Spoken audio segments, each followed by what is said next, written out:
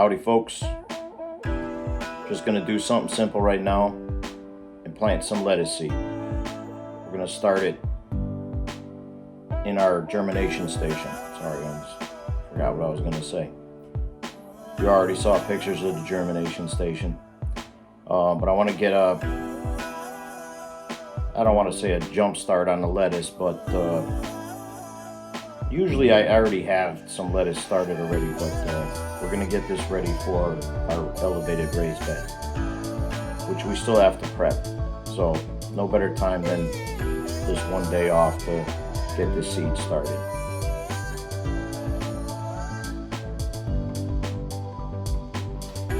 So we're not doing anything crazy today.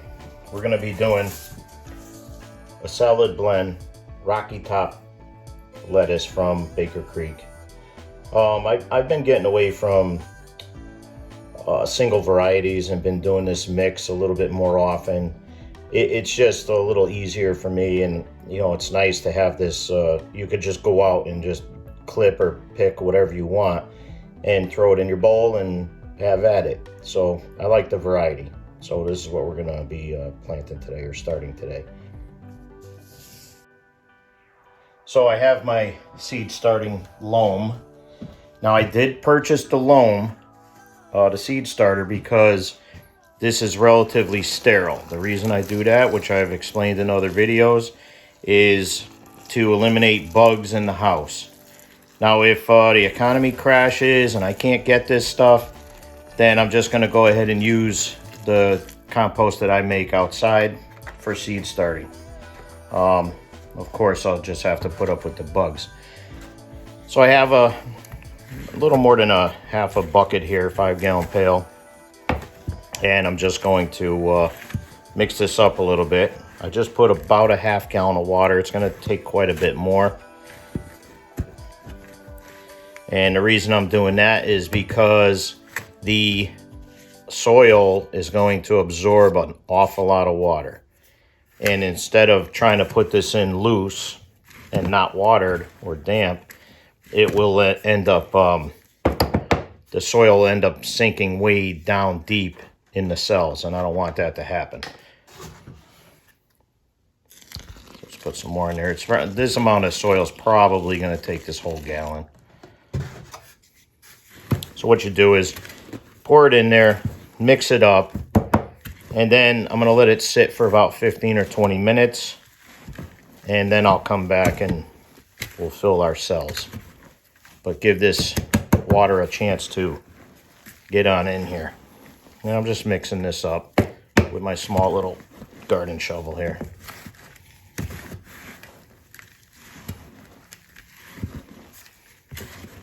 See, it's still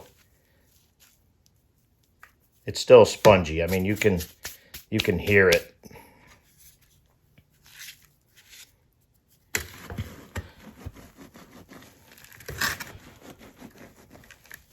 I mean, you don't want it muddy. You just want it, I don't know, like not even a peanut butter, like a light peanut, not even a peanut butter. That's probably a bad description, but I mean, you want it wet. It's a little heavy, let's say. This is still kind of fluffy. So I'm going to put a little bit more.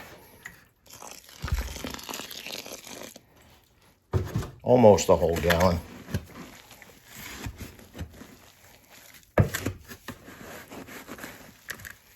Hope you guys can see this all right.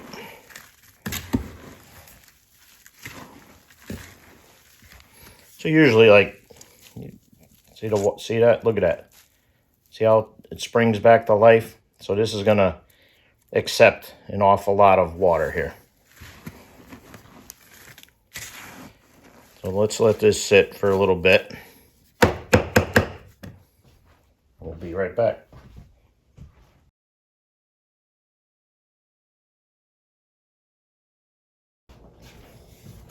All right. So it's been about 15, 20 minutes. This is a pretty spongy type mix. It's the loam that really causes that. The loam is very light, fluffy. This ain't too bad. It'll work. Okay, next step. Okay, so now all we're gonna do, this is my indoor seed starting station. It was a pretty good purchase years ago. Instead of making a mess or having to go outside in the freezing cold and do this stuff, I just do it in here. Much to my wife's chagrin. But, you know, in marriage there's compromise, and this is one of the compromises. Not being mean, but I have to do what I have to do. So here we go. We're just going to fill these cells. Hopefully I got enough soil. I think I do. Because I'm doing a whole flat with just lettuce.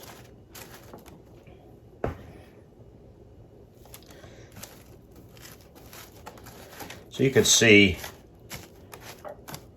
you know, it's actually a real good loam here, or starting mix. It's not super compactable. I mean, you press it down a little bit. You don't want to press it down too much, but press it down just enough so as you water it, it doesn't keep sinking down or shrinking, however you want to say it. Because this lettuce is going to go directly from here right into the raised bed. There will be no other transplanting at all. Let's get a couple more of these cells in here and I can go a little bit faster. And this ain't going to be a very long video. This is going to be relatively quick as a little tutorial or a reminder for you people. Those of you who are starting out. I've had a couple people who have been doing gardens for years say they're picking up some good pointers on our videos and, you know, some of the things that I do and have developed. And by no means am I you know, professional or the go-to guy. I'm an apocalyptic gardener, and I've said this before. Being an apocalyptic gardener, that means I'm not buying fertilizers from the store. In fact, I believe I just read that there's a 600% increase in fertilizers this year. Ukraine and Russia are two big suppliers of fertilizer, and Russia, it sounds like Russia's kind of hoarding it, you know, because of the sanctions being placed on them, which Dumb Potato put on him too late, which I think, well, I think Biden wants this war personally, but who cares? It is what it is. The elites do what they want, and the innocent people suffer. That's us. So we have to make do with what we got. Right now, this is what I got. These gardens are going to be critical this year. Absolutely critical. They were the last couple of years, if you paid attention. Some of you people just paid the high prices in the produce department. And you know what? I'm not. I'd rather spend the money on tools and equipment and knowledge, books, instead of the high prices in the store. I mean, right in front of me, I just went and I bought 60 extra pounds of pasta. You know, so I do a lot of tomato sauce out of the garden, and I don't want to go into the store all of a sudden and have to pay an exorbitant amount of money for pasta sauce and pasta. So we do our own here. So I don't want to run out of pasta. Not saying I'm incapable of making my own pasta, but if I don't have to, I'm not gonna. So, nobody ever said homesteading was cheap, but in times like these, where your prices and inflation is skyrocketing, I mean, everything is adding up. I mean, some people are saying, oh, it'll pass, it'll pass. Well, you know what? It's not going to pass anytime soon. And it doesn't take much to break the bank. This our dollar is so devalued at the moment. It's embarrassing. We are basically the laughing stock of the world right now with the way things are going here in America. I like to think I'm not necessarily a part of that laughing stock. But all I know is these people that got these big bank accounts, they're always looking at me when things go bad. And I'm not saying anything bad about them. I mean, the fact of the matter is, instead of, you know, running off and entertaining and doing all these things, sometimes you got to buckle the belt, tighten it up, and just start being a little more self-sufficient. All right, so here we go. This is pretty good. Actually, let me wipe my hand off here.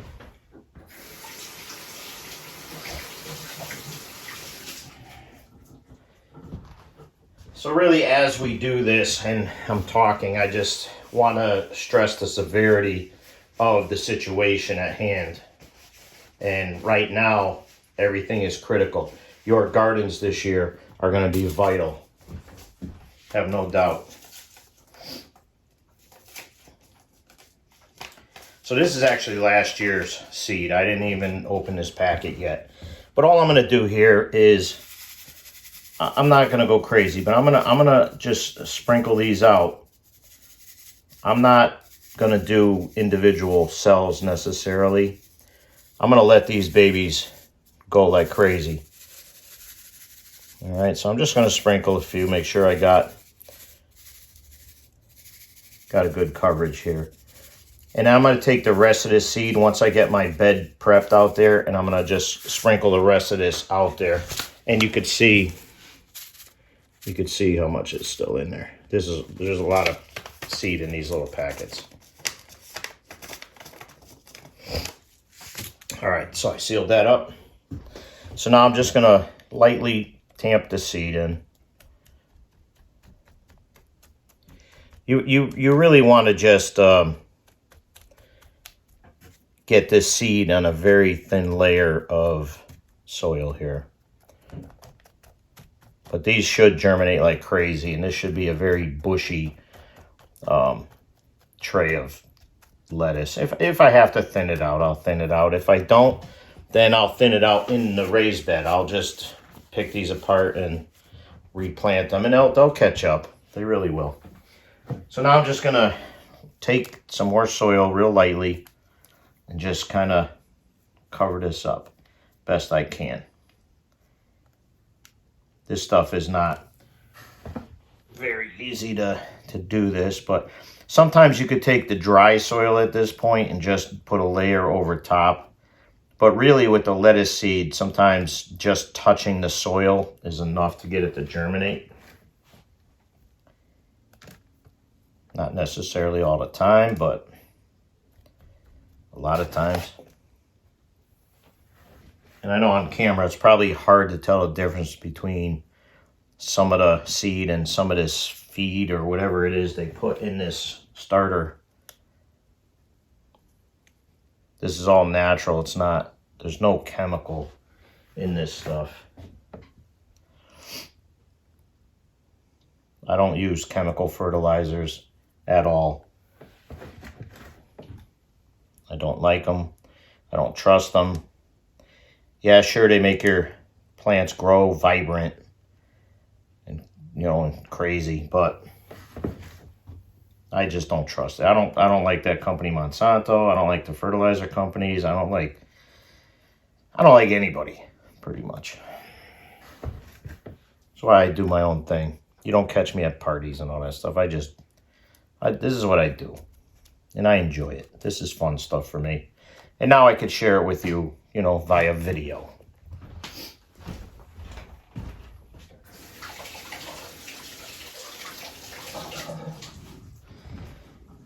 So that didn't take long.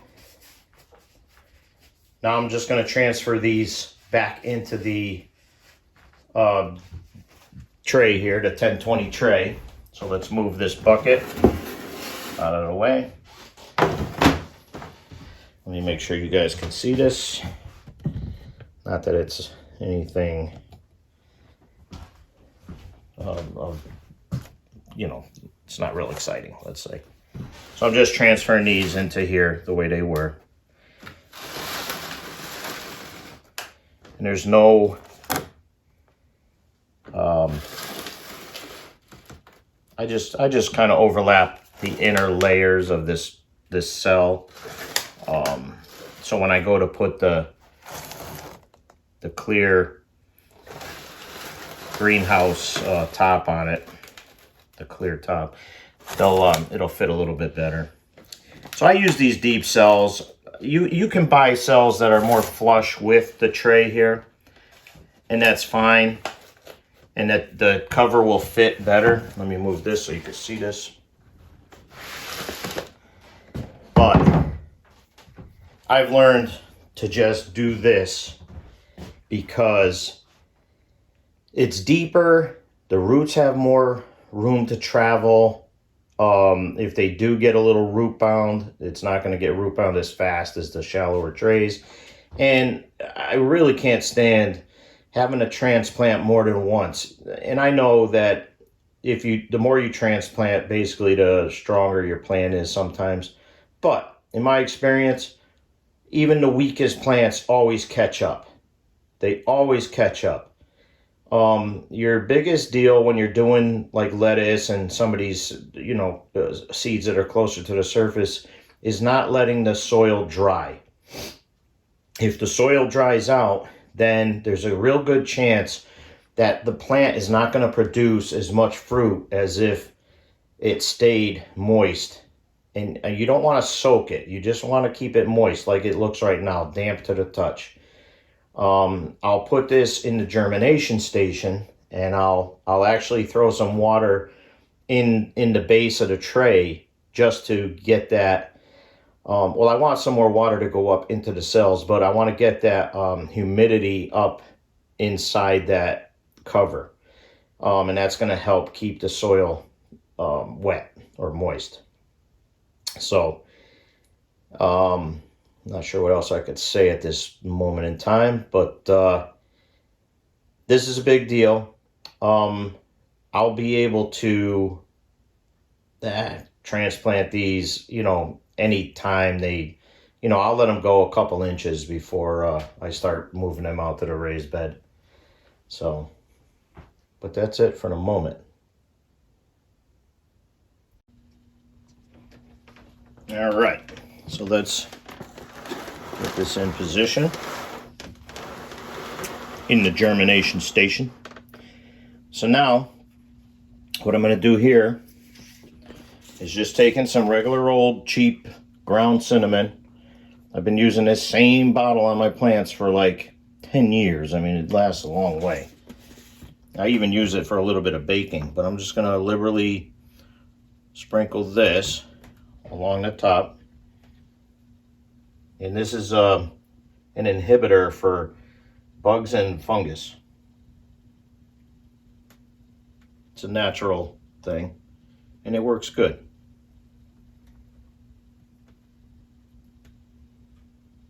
Like I did last time, we put the neem oil. Well, I'm pretty much out of neem oil, so I don't care about that stuff anyway, but that stuff works too. So now I'm just gonna wet these in. Even though the soil's damp, I wanna wet these in. And I don't do it with a water bottle because it'll or a pitcher or whatever, it'll wash the seed too deep into the soil in some cases. So, but I want this really wet here. And I may even, like, if I see seeds sticking up, I may still push them down in a little bit. With the amount of seed I got in here, it's not that big a deal.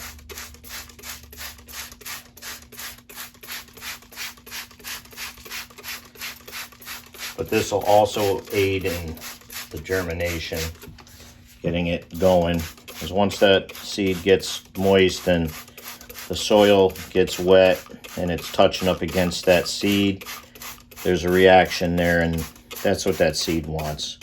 When God made all this stuff, boy, he did a good job. Did a good job. Everything is well thought out. Boy, I love Jesus. And you should too. You don't have to, I mean, you do what you want, but I'm just telling you.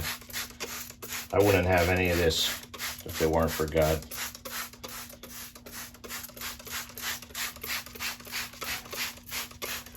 So that's pretty good there.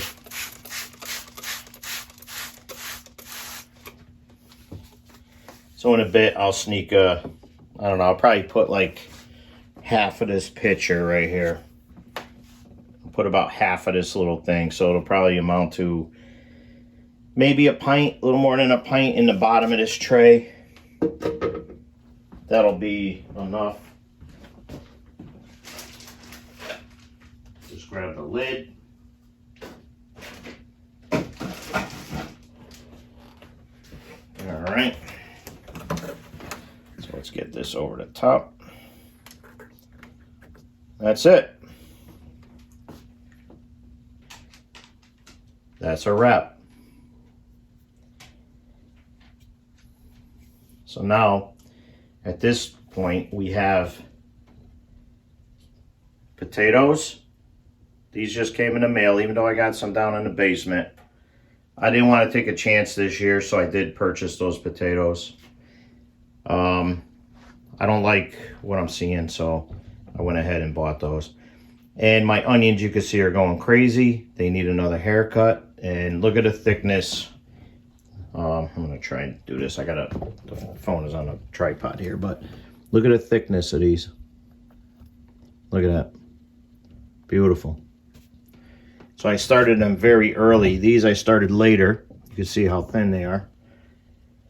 But from now on, I'll be starting them all at the same time. In like this coming October, I'll start them. So that's my germination station. Oh, one of the things with the lettuce. Now, right now, I don't know if you could see the thermostat or thermometer, but the temperature underneath that grow lamp is 75 degrees. It will cool down at night to about 70, 68, 70. And that's almost too hot to start lettuce, in my opinion.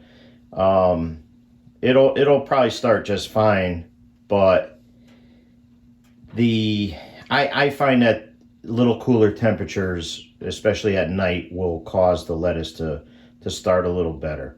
So, but I like to try new things, and we'll give it a little bit of time. And I got plenty of extra seeds, so if I have to restart them, I'll restart them. But I usually don't have any problem. But if I have to move this away from the fireplace here and put it, on the center table or something like that, or in a cooler room, I'll do that. Not a big deal. Don't be afraid to try new things and old,